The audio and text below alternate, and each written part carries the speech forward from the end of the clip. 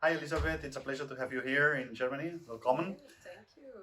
And we are really keen on your presentation today because I think that your topic is very interesting. Actually, I think you're going to talk to us about the relationship between gut health and sustainability. Tell me about that a little bit. What's actually the relationship between gut health and sustainability? Yes, when I started some years ago talk about gut health, I was invited to go to Thailand and talk about sustainability. And I say, how can I put sustainability? I have like a chalk, but I say I need to do it. And then I first was looking what sustainability is.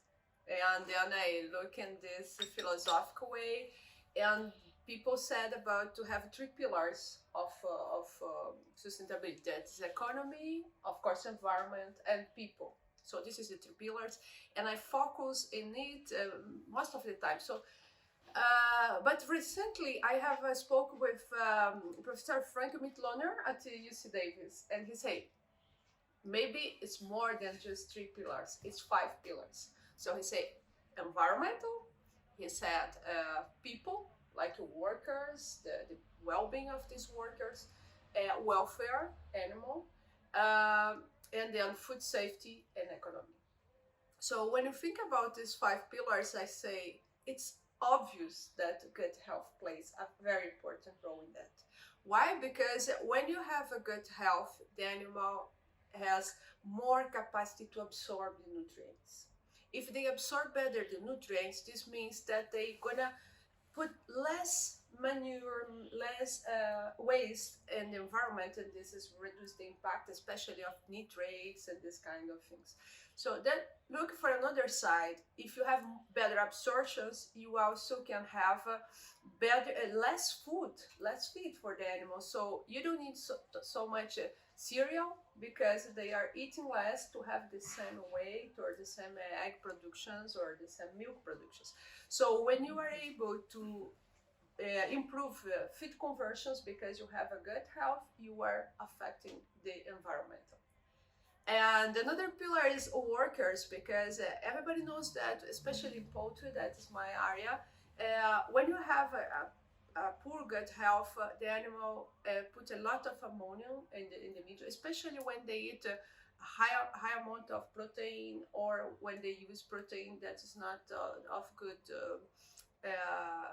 With good quality, so there is a fermentations that produce much more ammonia, and when the workers are gonna treat these animals, they're gonna feel this poor environmental conditions for them and for the animals. So welfare of animals as well. And then we have also the question of food safety, because there is some studies that it shows that when you have more inflammation in the gut, the salmonella take advantage and have more ways to colonize the intestine than a healthy intestine. So you can play in food safety as well. And of course, that all these four pillars together will affect the economy. So yes, gut health is important for sustainability. Very interesting. In this frame, as you said, protein must play an important role. You mentioned inflammation. Uh, Tell me, how do you assess inflammation in normal conditions? How can we assess that, no, in practice? It's a very good question, because in fact most of people um, think about inflammation when you saw it, you open the animals, you see it, but in fact we know that there is a low grade chronic inflammations that sometimes you are not able to see microscopically, or you see very mild, but that affect the animal sometimes even more that acute inflammations that stay for short time and goes. So these chronic inflammations for could be observed by many assessment, but I think that histology is the most, let's say, more useful to see the lesions and to observe the lesions. So we have at the university where I come from, a system that you call IC-Insight. And this system is as a numeric system that we are able to evaluate this inflammation by histology and translate it in a number that can let you know how the inflammation, the chronic inflammation is there and is related to performance. And So you have a good correlation between. Yeah, there is a correlation with feed conversions between these lesions and these. And another, it's that recently using this tool as a gold tool for evaluate inflammation, we are now looking for another biomarkers that we can see on the blood or in the feces. And recently we published with Dr. Michael Good at USDA and Gabriela, his student.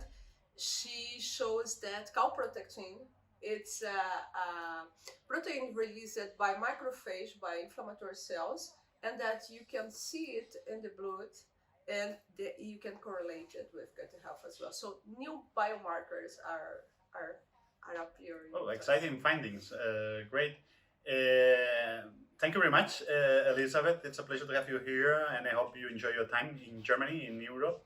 It's always a pleasure to meet you. Thank you. Thank you. Thank you for the